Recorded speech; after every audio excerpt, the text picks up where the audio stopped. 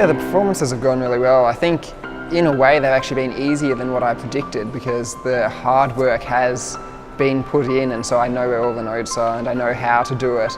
And also I've built up a lot more stamina than I originally thought I would, and so I'm kind of in the piano and rolling it around, and except for the occasional panic attack that I have that I forget what I'm doing, most of the time it's really just really enjoyable trying to bring out the music and seeing the reaction of all the audience. Everyone I've spoken to have really enjoyed this project, and I get people at the end coming up to me and saying that they'll come back again, and I reckon that's fantastic.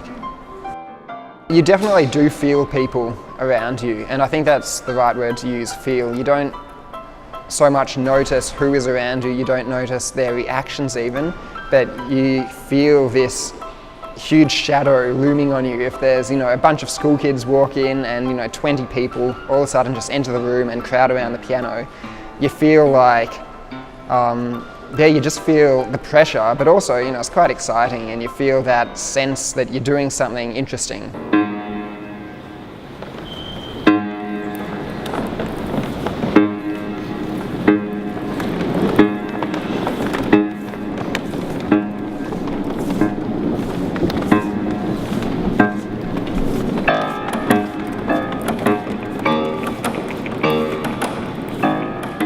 We were never artists before we worked together. We were just, young people, students. So we've only known this way of working.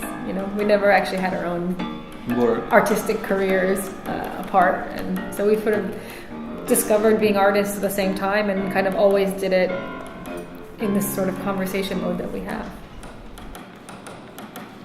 We like change and transformation, so maybe it's just because we're two and there is so much of uncertainty about developing work. I say something, Jennifer says something else, and that sort of uncertainty shapes our work, and also many times is the type of structure that we produce to make works. For example, like getting a set of rules or instruction-based pieces that can be then developed by somebody else.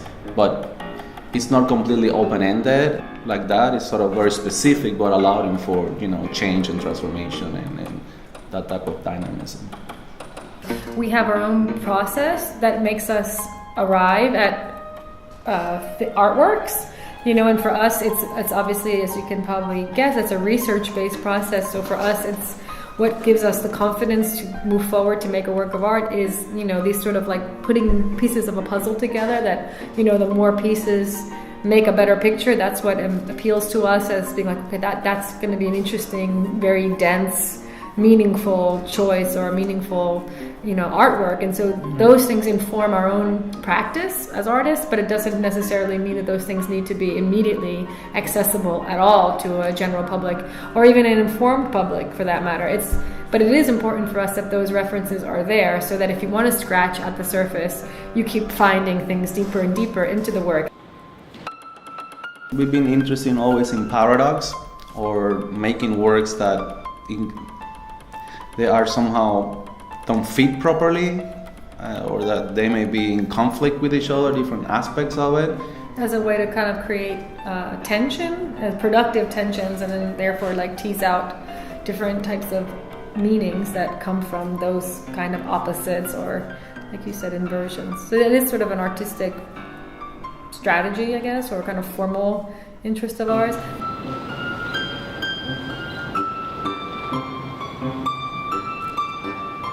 I think in a way it's more like a critical approach. It's not just about laughing for the sake of laughing. It's more about using humor as a kind of disarming device, something that can actually take something in its fixed way that it's normally known or entity, and invert that and subvert that and turn it on it and profane it. So there's always, in a way, a kind of knock at the stability of power relations when we play with humor in the piece as a kind of, again, like a disarming agent that could then allow for then the power to flow in different directions.